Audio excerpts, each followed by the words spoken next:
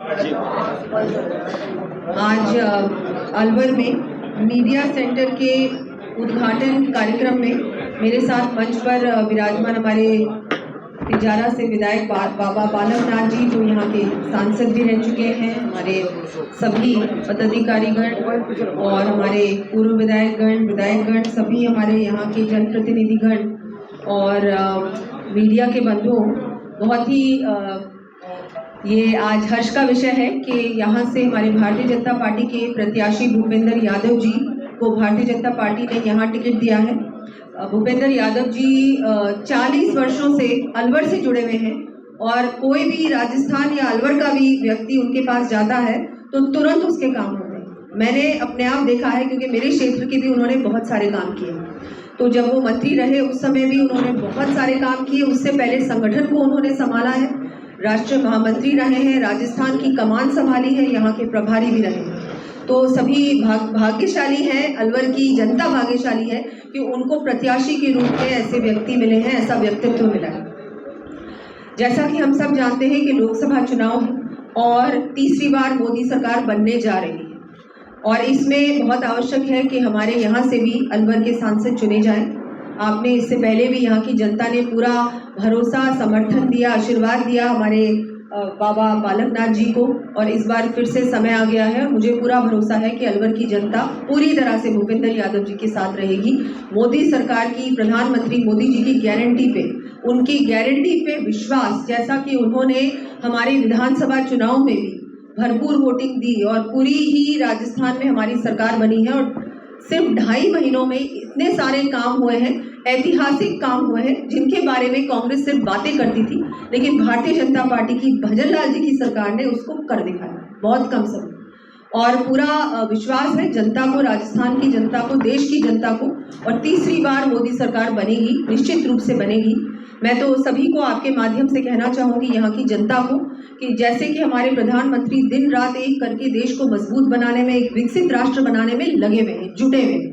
10 साल उन्होंने इतने बड़े ऐतिहासिक काम किए, फैसले लिए, भव्य राम मंदिर बनने जा रहा है और भी बहुत सारे काम किए हैं योजनाओं के माध्यम से, चाहे युवा हो, महिला हो, किसान हो और गरीब, हर व्यक्ति को योजना से जोड़ा है, योजनाओं में सबको लाभ मिला है और इसी नाते, इसीलिए जनता को उन पे विश्वास है और हमारे देश को एक बहुत मजबूत आर्थिक शक्ति भी बनाई है।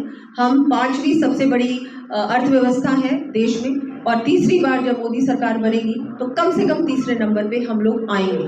उसके अलावा भी जिस तरह से विकसित भारत बनाने का सपना है और हर व्यक्ति चाहता है कि हमारा देश फिर से एक सोने की चिड़िया कहलवाए।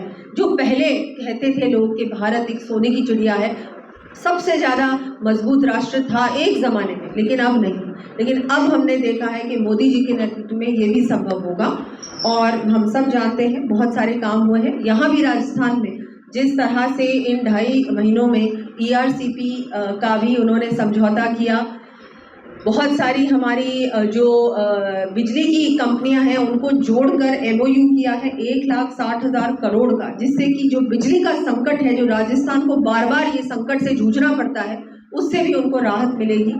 शेखावटी में यमुना का पानी पहुंचाने का काम भी किया है, SIT का गठन किया है, क्योंकि रीट की जो परीक्षा में हुआ है वो बिल्कुल भी हमारे यहाँ का युवा बर्दाश्त नहीं करेगा और उससे कैसे हम लोग आगे ऐसे ना हो, इसके लिए SIT का गठन हुआ है और बहुत सारे लोग इसमें गिरफ्तारियां भी बहुत हुई हैं।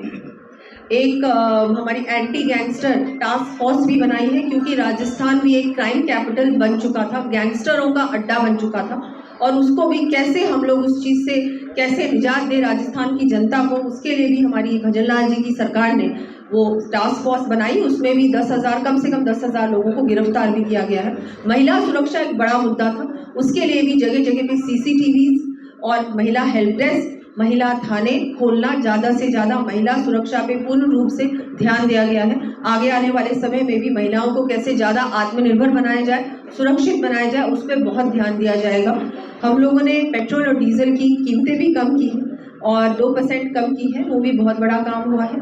राज्य सरकार के कर्मचारियों को भी 4% महंगाई भत्ते उनका भी बढ़ाया गया है और MSP की रेट भी हम लोगों ने बढ़ाई है। ऐसे आपने देखा बहुत बड़े बड़े फैसले हुए हैं, चाहे हम लोगों ने इंफ्रास्ट्रक्चर पे भी बहुत ध्यान दिया है। 5-5 करोड़ की सड़कें हर विधानसभा में भी दी गई हैं, उनका काम भी शुरू हो गया है।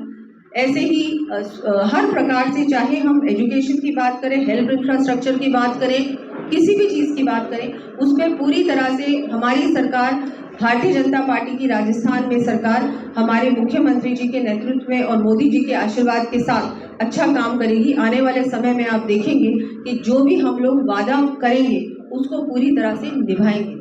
बहुत बहुत धन्यवाद।